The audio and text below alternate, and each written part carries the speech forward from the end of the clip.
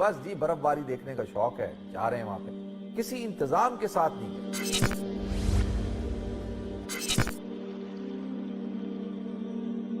مجبوری کا ناجائز فائدہ اٹھا کر آپ پانی کی بوتل جو ہے وہ 500 روپے کی بیچ رہے ہیں۔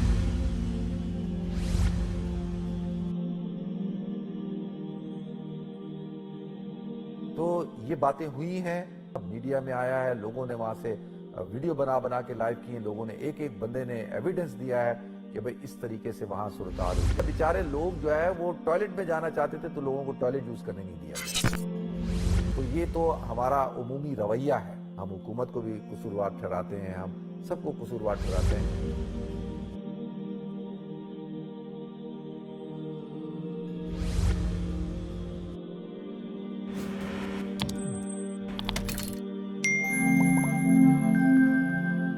السلام علیکم ورحمۃ اللہ وبرکاتہ۔ بس ابھی پچھلے دنوں جو واقعہ ہوا مری کا، اس حوالے سے کچھ بات کرنی تھی میں نے، کہ جو ثانیہ پیش آیا ابھی کوئی 3-4 دن پہلے کی بات ہے، تو لہذا اس حوالے سے دیکھیں، جب بھی کسی ملک میں کسی جگہ پہ حادثہ ہوتا ہے تو اس کے کچھ اسباب ہوتے ہیں نا، کہ بھئی وہ اسباب کیا ہیں، وجوہات کیا ہیں، کیوں ہوا۔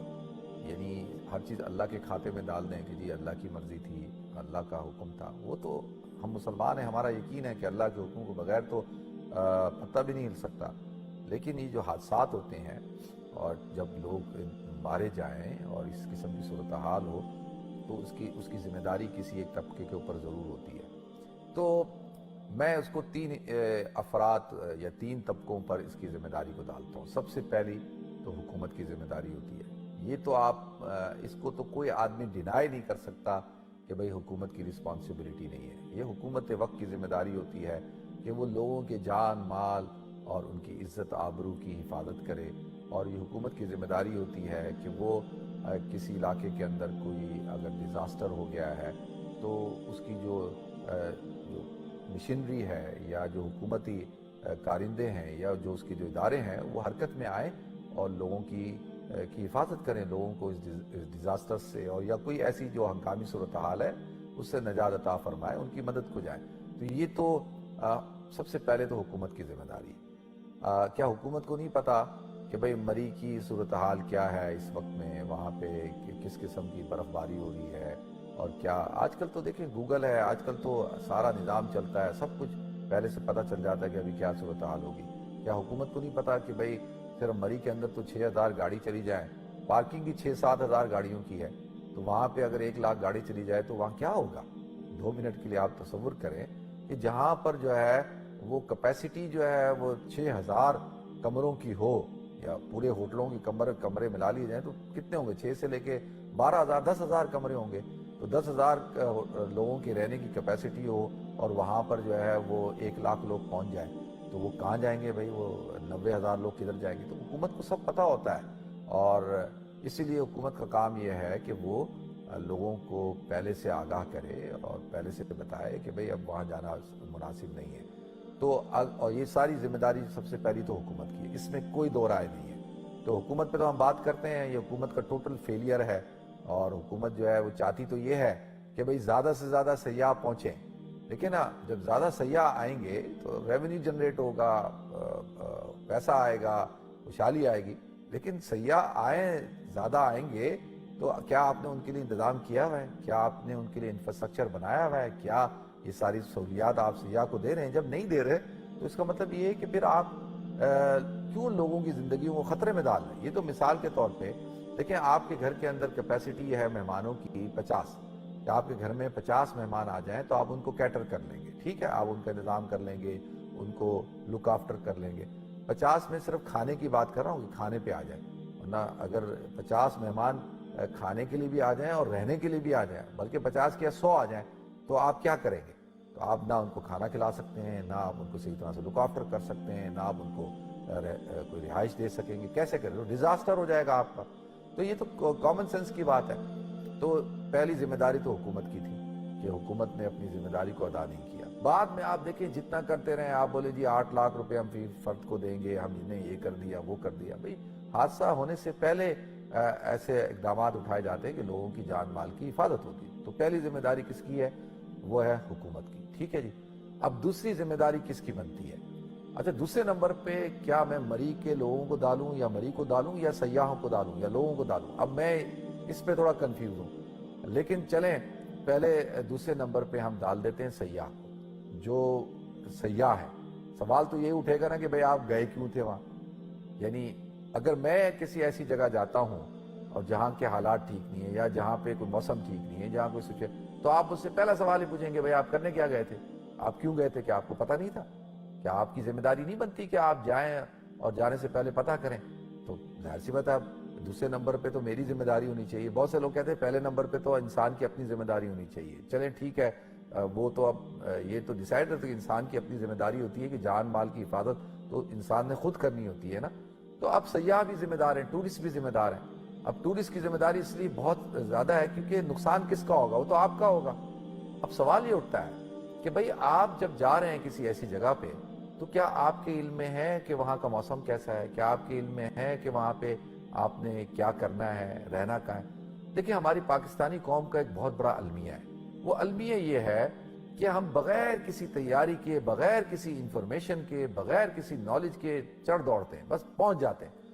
آپ جا رہے ہیں ایسی جگہ جہاں برف باری ہو رہی ہے، جہاں موسم ٹھنڈا ہے، لیکن آپ اپنے نہ کھانے کا انتظام کر کے لے جا رہے ہیں، نہ آپ اپنے پانی کا انتظام کر کے لے کے جا رہے ہیں، نہ آپ اپنا لباس کا انتظام کر کے لے کے جا رہے ہیں، نہ آپ اپنے ساتھ گرم کپڑے لے کے جا رہے ہیں، نہ آپ کوئی سویٹرز یا جوتے ایسے پہن کے جا رہے ہیں۔ بہت ساری خواتین جو ہے وہ سینڈلوں میں چلی جا، ہماری عورتوں کو اتنا فیشن کا شوق ہے کہ وہ سردی میں بھی جو ہے ان کا فیشن ختم نہیں ہوتا۔ سردی میں بالکل ایسے ہو رہی ہوں گی لیکن ٹھٹر رہی ہوں گی، لیکن ساکس نہیں پہنیں گی یا گرم کپڑے نہیں پہنیں گی کیونکہ جی فیشن خراب ہوتا ہے۔ تو لہذا چھوٹے بچوں کو آپ لے کے جا رہے ہیں، آپ بڑی عمر کے لوگوں کو لے کے جا رہے ہیں، لیکن آپ تیاری کے ساتھ نہیں جا رہے۔ پھر دیکھیں اتنی اویئرنیس نہیں ہے کہ جس جگہ آپ جا رہے ہیں کہ آپ کی گاڑی جو ہے وہ چھوٹی گاڑی وہاں جا بھی سکتی نہیں جا سکتی، اگر جا رہی ہے تو بھئی کس طرح سے اس کو چلائیں گے، کیسے، کچھ پتہ نہیں، بس جی برف باری دیکھنے کا شوق ہے، جا رہے ہیں وہاں پہ، کسی انتظام کے ساتھ نہیں گئے، یعنی کسی